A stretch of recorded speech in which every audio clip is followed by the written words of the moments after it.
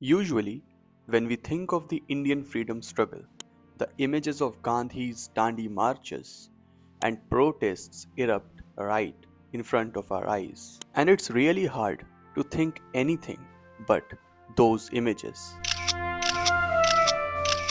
But the real history is always quite different from what's taught to you by media and your textbooks. So today, let's dive into the other side of history, the story of how Subhas Chandra Bose built Indian National Army and rebelled against the English Empire. Bose's story starts from trying to become a civil servant, an IAS officer like the many of you, but he ends up becoming the most sparkling freedom fighter India has seen in the 20th century. He emerged as a prominent figure in the 1930s in the Indian National Congress. He shared the goal of Indian independence, but his methods, beliefs, and techniques were quite different from the pre existing norms of the Indian National Congress. Mahatma Gandhi had the indirect control over the narrative that Congress worked upon. And as he had seen in South Africa and India, the British Empire had absolute control over these nations.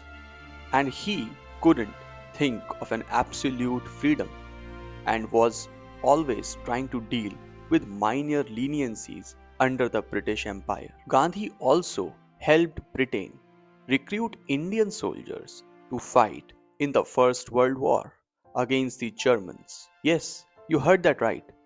Indian soldiers were dying for British Empire, and Gandhi absolutely supported this idea. Over 70,000 Indian soldiers lost their lives fighting for the very oppressors we had to get rid of. Imagine that, fighting for those who are oppressing you, dying for those who are oppressing you, the British Empire.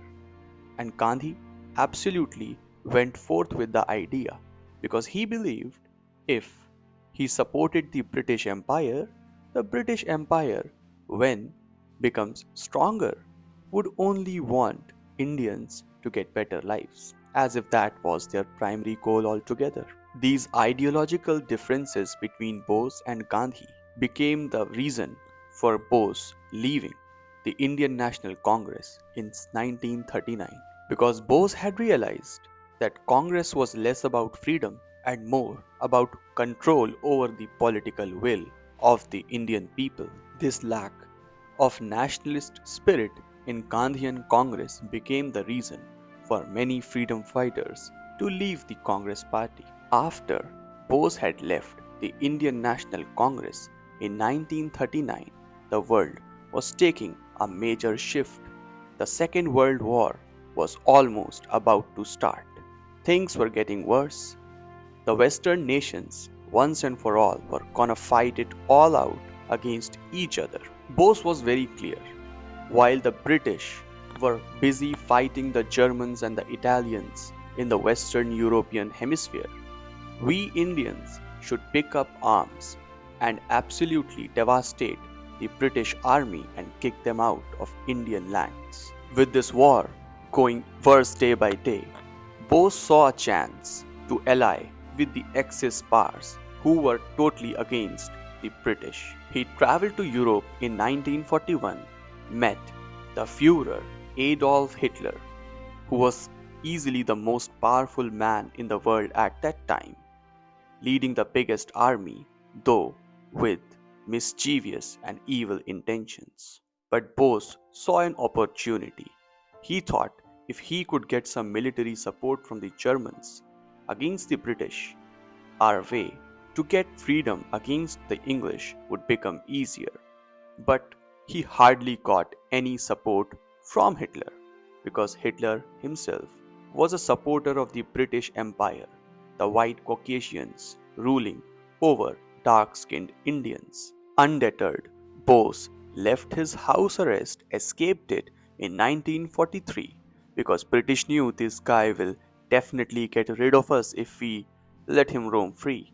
And he left anyways. He escaped to Afghanistan in 1943 and reached to Japan. In Japan, Bose saw a very promising ally.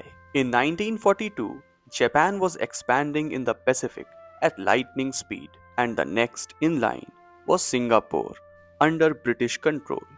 But the Japanese were much sharper than the British, and they won against them on cycles. Yes, you heard that right.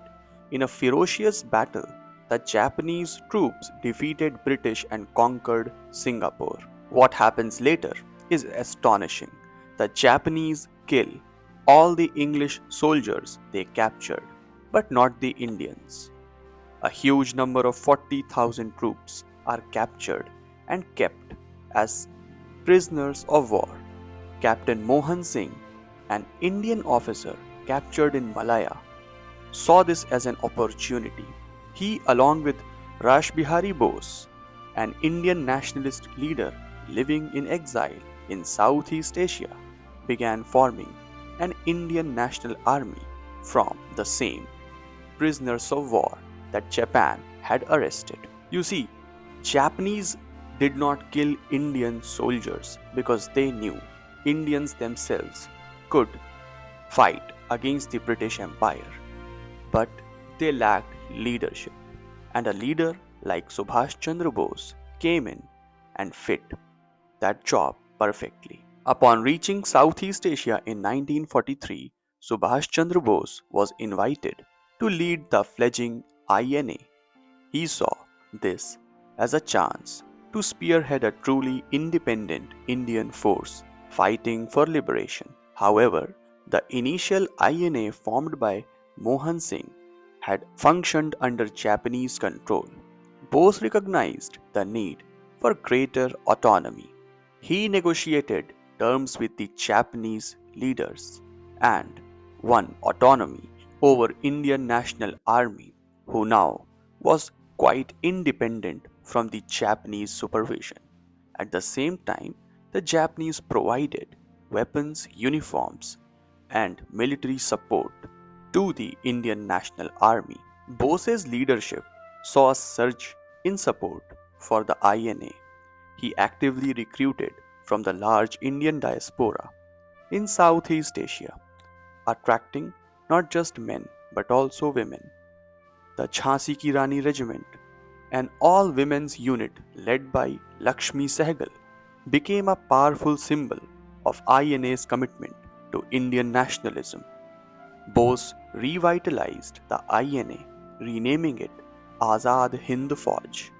He presented a vision of free India, independent of both Japanese and British. Bose knew the Japanese were only supporting Indian soldiers to get control over certain Indian places. He knew he had to fight against the British with Japanese support up to a point, and after that, the Japanese had to be kicked out as well. Beyond military structure, Bose actively fostered nationalism within INA. He established an independent Indian government in exile, the Provisional Government of Free India.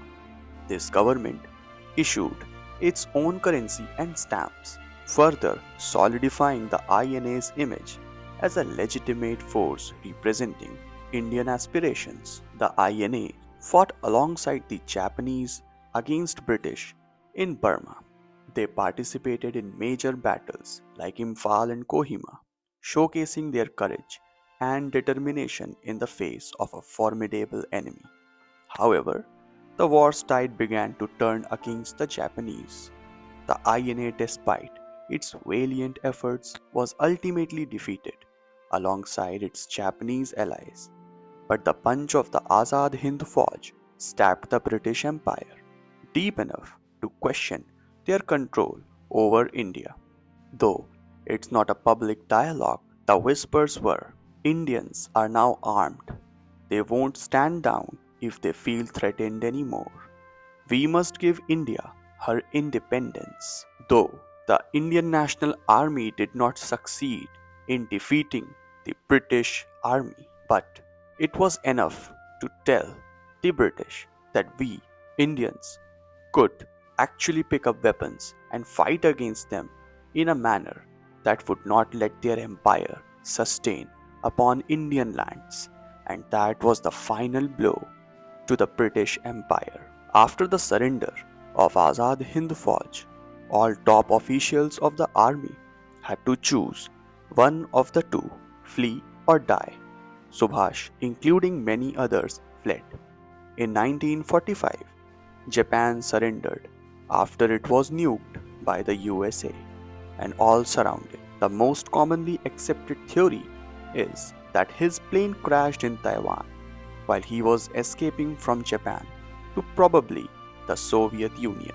Endless conspiracies loom on the subject matter. Some say he died on spot, while others believe he looked a life of ascetic after he thought his duty was done and came back in the form of Gumnami Baba during the cremation of the first Prime Minister Jawaharlal Nehru.